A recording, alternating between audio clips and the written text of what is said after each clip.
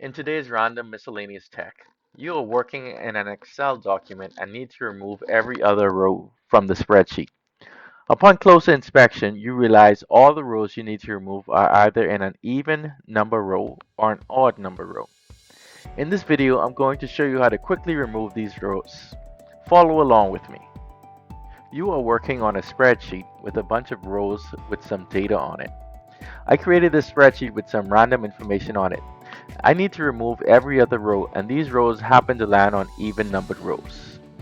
What I'm going to do is create an additional column here and call it helper. And within this helper column, I'm going to create the formula equals is even row, which will reference the row number. If it is even, will return true, otherwise it will return false. Then let's copy the formula to all of our rows. You will end up with a true false in a repeating fashion. Go to the Data tab and select Filter. Then go to our helper column and select True if you are targeting even rows or False if you are targeting odd rows. This will remove all other rows. You will then select All, right-click and delete the entire row. Remove your filter and delete your helper column.